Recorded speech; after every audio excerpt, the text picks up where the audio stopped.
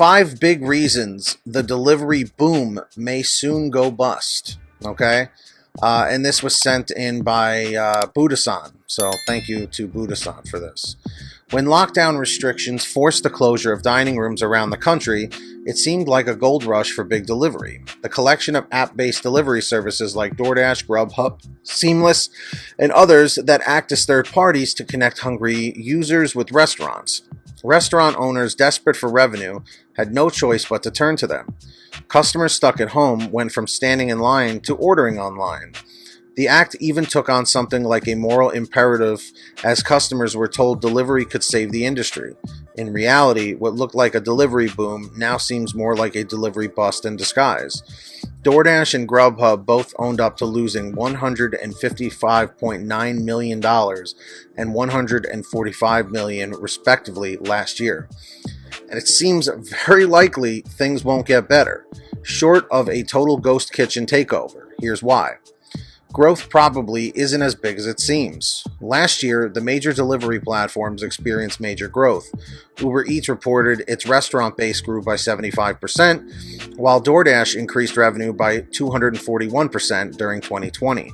However, according to a new study published by Daniel Min McCarthy and Elliot Shin Oblander, an assistant professor of marketing at Emory and a PhD student at Columbia Business School, respectively, the gains the industry experienced last year can be attributed mostly to a substitution away from dine-in behavior.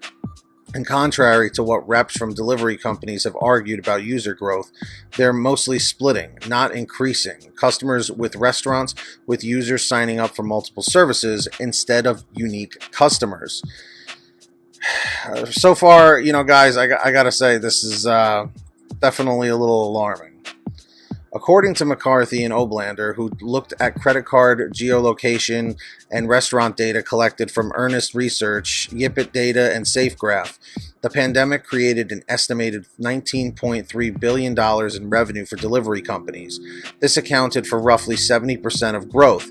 As the Wall Street Journal noted, while sales did grow by 122% last year, if the pandemic hadn't kept people from dining in restaurants, the number would have been just 38%. Furthermore, McCarthy and Oblander write, the growth in the past year represented a U-turn. Pre-pandemic, customer acquisition was falling, as was order frequency, and growth was stalling. It stands to reason, then, that as diners are allowed to return to restaurants without restrictions, sales may drop sharply. On the delivery platforms, McCarthy and Oblander believe the growth experienced by the platforms in 2020 is not going to last. We just kind of imagine it would be what we just saw last year, but in reverse, McCarthy says. Still, the authors offer to caveat that delivery companies may benefit from some behavioral changes, including an increase in both long-term remote work and consumers who have gotten used to ordering delivery. I think that there's a segment of people who had never tried delivery before that now have been exposed, so you kind of pulled forward some of that demand, McCarthy says, before cautioning that delivery is not going to be viewed as some sort of a patriotic service to the country or something when we return to business as usual. Regulators are eyeing the service's most controversial tactic. For years, restaurant owners have complained about the apps listing their businesses without consent, creating fake websites that appear to be run by the businesses, and other practices critics have called predatory. Doing something about these practices may feel like a hopeless task, as just four companies, Civil Eats reported last year, control nearly the entire market.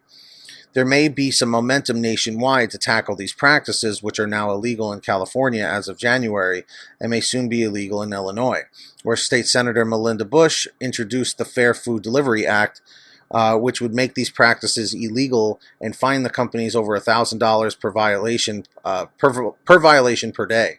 It would also allow restaurants to recover damages. The bill passed through the state Senate and is awaiting a vote in the House, while similar bills have been introduced in Rhode Island and New York. Listing businesses without consent has been critical to the platform's expansion, and these practices are one way the companies drive up sales. GrubHub alone made 23,000 websites that appeared to be operated by restaurant owners and listed alternative phone numbers that were created by GrubHub. Anytime a call is made to one of those numbers, even if it's just to ask a question about dine-in service, GrubHub gets a commission. Now, I'm not sure if a lot of you guys knew about this or not, but this is a really major issue. I don't know if you guys remember a lot of these problems, but let's face it, you know, the gig economy has been bittersweet. I think we can all agree with that. Okay, it's been bittersweet, mainly for the fact that you guys know you can make your own hours. You know, you can kind of, work at your leisure. You get to call the shots on which orders you accept and all that stuff. But, on the downside, look how much money these companies are losing. Anybody who tells you these companies are doing great, they don't really know the full story. Okay. It's very sad. It's very disheartening just to see, where things started so many years ago and now where it has ended up. It's tough, man. It's definitely a very tough situation to watch unfold.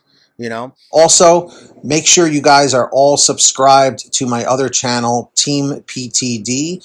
We're trying to get it to 1,000 subscribers. We're like 100 away, so link is in the description. Make sure to turn on that notification bell and all that stuff. Definitely go over there, watch the videos. There's more content like Pay to Drive, and I will be adding more stuff. So let me know in the comments or the chat if you're subscribed. Leave a comment saying subbed.